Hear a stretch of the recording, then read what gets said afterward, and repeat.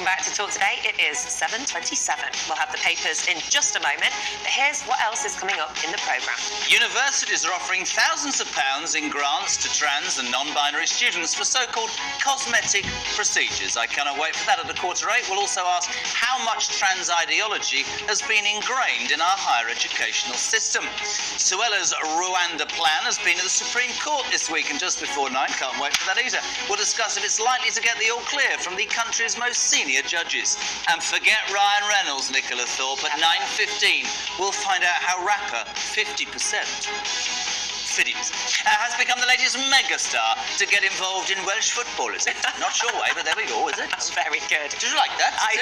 Is it Fiddy? What is it? Fiddy Of all your accents, your Welsh is okay. Whose coat is that at in the middle of the dance? Right, it's not okay, says our Welsh producer. She loves it. Right, let's take a look quickly at some of this morning's front pages now. Well, in the Times, a promise from terror group Hamas, who say one hostage will die for every Gaza strike. Bloodbath, declare the Express, as more than 10 Brits are feared dead or missing in Israel. And only the beginning, say the Sun, as Benjamin Netanyahu prepares his country for a full-scale ground assault. Really worrying times across the world. Writers and broadcasters Nels Abbey and Emma Wolf are back with us to look through the morning's papers. We touched upon, obviously, the ongoing situation in the Middle East and the Labour conference. We'll move it on, but please keep your comments coming. We want to hear from you, as do the team. Talk today at talk.tv. All your messages, start your text with the word... Why am I doing that? Start your message with the word talk. It's 87222. I'm scared. Bed bugs have arrived in London. I'm not talking about bed bugs. The idea of bed bugs crawling all over the tube and the buses and public transport, freaking me out. Nels, it's the second page of the Telegraph, right? It is the second page of the Telegraph. So what happened is that on the there's a gentleman who took a video of himself on the Victoria line with an insect on his leg, which he believed was a bed bug. That video has gone viral, of course, because of what's happened in Paris or so. So you've got this paranoia. There's always going to be bed bugs in the UK, but there's the explosion of bed bugs that we've seen in Paris. The fear is that we're going to experience something similar in Britain. Particularly, the fear is that it's going to be on, because they've seen that video on the Victoria line. The Mayor of London, Sadiq Khan, said that it is a real concern that we need to be concerned about. More so than the environment. Oh, hold on again. I'm going to get back there again. More so than diesel cars killing you. Maybe if you give him £12.50, the bed bugs will disappear. Do me a Says the man who Sadiq came into the Yes. makeup room this morning with his trousers rolled up because he's got Sudocrem all over his... Why? Because you've been bitten to death. By what? I don't know. 3 horseflies playing golf, and I blame Sadiq Khan for that as well, Nels. With a horseflies playing golf. Can I just ask, was this one bed bug spotted on someone's leg, or do we have an invasion in London? Forget Paris. One bed What bug is spotted going on on? someone's leg. But I must Just say, one? Well, just one. But the ones where there's one, there's always more. It's like mice. But the key thing, Like rats. if I When have you see any, one rat, there are about 50 there's about 50. within the There's a family area. of them. They flock together. But if I have any advice for anybody, they spot any bed bugs on them on the tube or so, Move out. my advice would be to strip naked and walk home with no clothes on whatsoever. Because really, truly, it will be a lot cheaper in terms of the embarrassment you'll face than taking it into your house and then multiplying and having to... You don't want to... get You everything know out of what? the house. That's so I said true. this last week, and Nicola's face was worth me doing it again. Do you think if we paid the French £500 million, the bed bugs wouldn't have come over to our country? So it depends on what weathers they're coming over in. Can I make a much cheaper suggestion? People Yes. just wash their sheets. I love her I face. don't think Yeah, just wash. That'd be nice. It's Just not- wash. Just a And wash your sofa. sheets, It's and don't bring bed bugs It's into not. the I don't think it's about public. cleanliness, The though, is Victoria it? line, It's too, like with yeah. lice with children at Yeah. school. The cleaner the head, the more likely you are to have lice. So maybe dirtier homes, dirtier Victoria line. Oh. There Can we we go. go to the Express? Today is World Mental Health Day. And Em, you've got a story about young people's mental health. Well, this is enough to tip anyone into a spiral of anxiety with that bed bug stuff. Yeah, this is World Mental Health Day, and obviously the Prince and Princess of Wales are at the forefront of all this.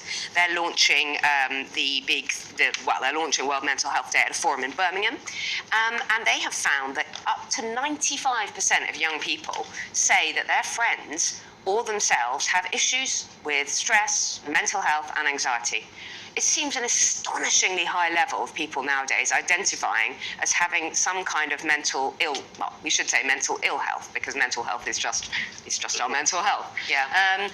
And up to 39% of people feel that they are not managing their emotions well, and this is 16 to 24-year-olds, which I think is really, really concerning. That whether we think this is snowflake generation or whatever, it is concerning that this many young people themselves say they're not coping well, they're not managing their emotions, and they feel anxiety or stress. But Nels, isn't this just indicative of the fact that we are more open in talking about?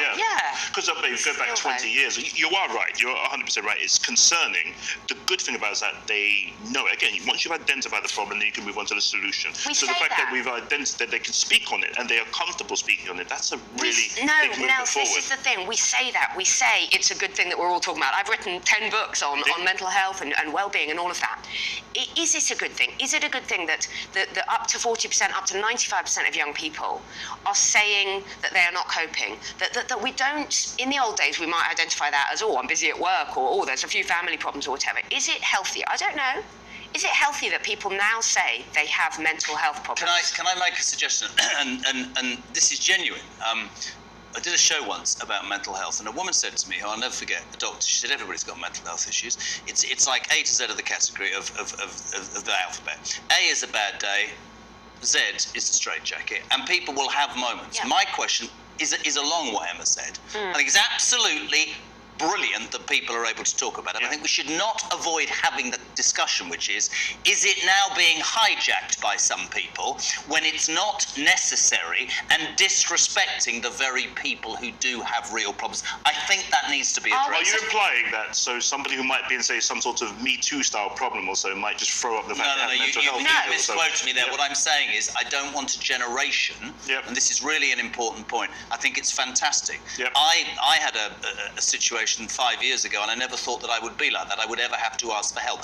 But what I'm saying is, I worry that people hijack that and say, "I'm having a bad day. I'm having a mental. I can't do this." That's what. You know what I mean by that? No, I don't think they're balance. Nels, balance. Balance out. Of course. I don't think they're hijacking it. I think that's a really emotive term. I just wonder if we're pathologizing that's a bad more day. Intelligent term. If we're pathologizing feeling down, which is part of life. There are different stages in life. There are difficult times in life. There are easy times in life. There are times when a day starts well and ends badly. That's what my worry is, that if we make it feel as though it's a condition, anxiety is a condition. Well, actually, anxiety is part of life. Sometimes we feel anxious. We feel anxious before exams. We feel anxious if a relationship is breaking up. Every day at 6 o'clock, don't we, love? I'm anxious now. We feel exhausted and depressed if we are very, very tired, if we are going through difficult times at work. Is it helpful? And I'm not saying it's not. But is it helpful for people to then be put on medication, for example? Or to be going to talking therapies?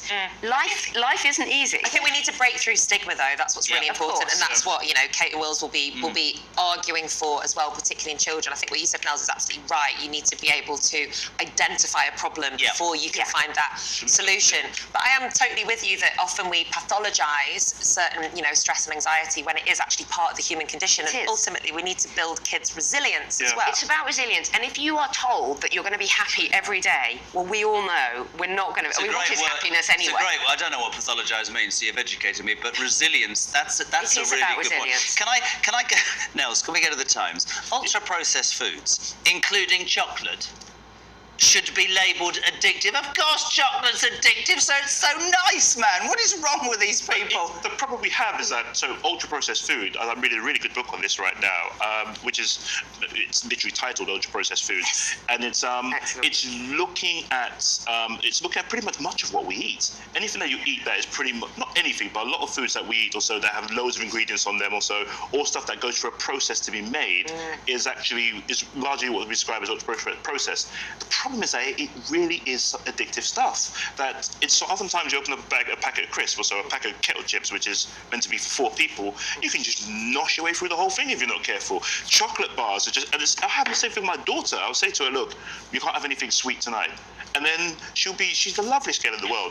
Then bingo, just that one moment you see her turn really, really grumpy. And then suddenly, about 10 minutes later on, I've noticed that she just snuck her way into that. Can I be honest? That's the big, good luck with this. I'm sorry, as a parent, my child is not going to have any chocolate and not an iPad. You scream for 10 minutes, there's the child sat with an iPad and chocolate bar because it shuts them up. But the first time you give a very young child something sweet, you see their eyes It ping, lights up, and that is yeah. it. They're suddenly a No human resilience being, to that and they're one. addicted for life. Yeah.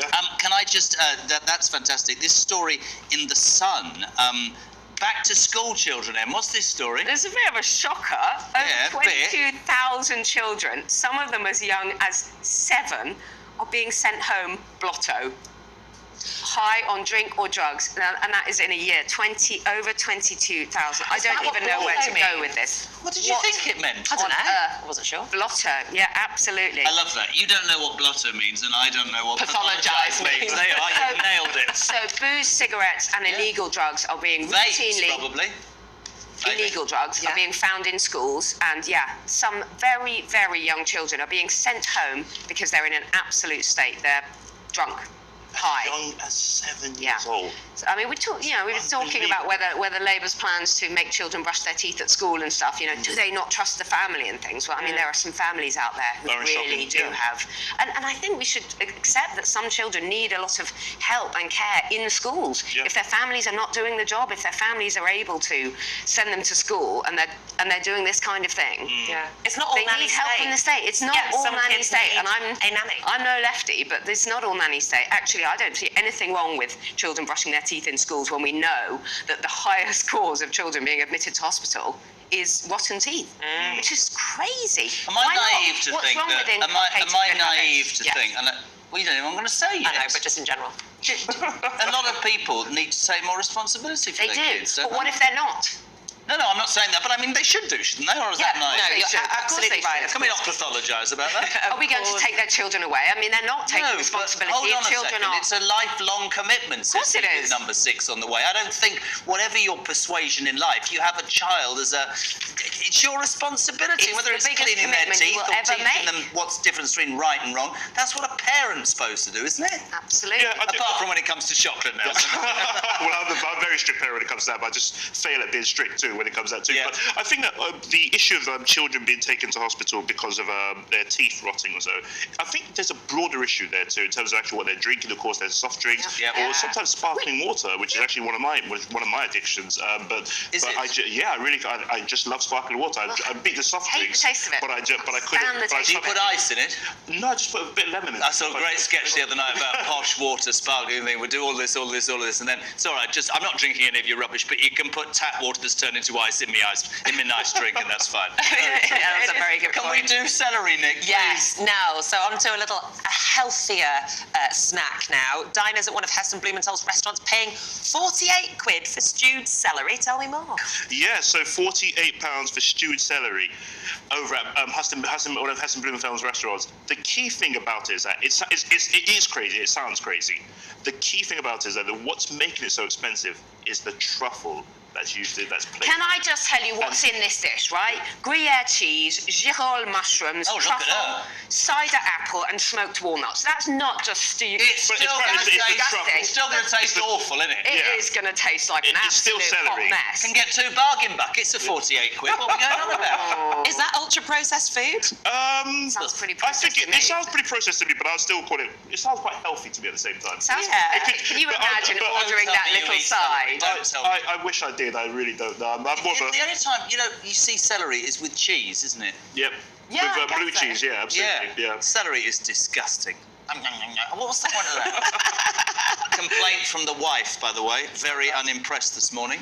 During your sport, why didn't you and Nicola mention that England are playing in the quarterfinals of the Rugby World Cup against Fiji at the weekend?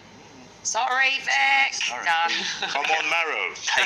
What did you say? Come on, Marrow. Marrow Toje, the England player, rugby. Oh, here we go. Yeah, Nelson's done it. Come on, Toje. England. Good guy. Thank you, guys. Very, very so kind. much. Emily, fan of celery? I love celery. Of course she does. She's a health to annoy freak. Jeremy because I knew that would get on your nerves. Do you those? Can I just be honest, right? A bar of dairy milk or a piece of celery. Come on. I'd go with celery.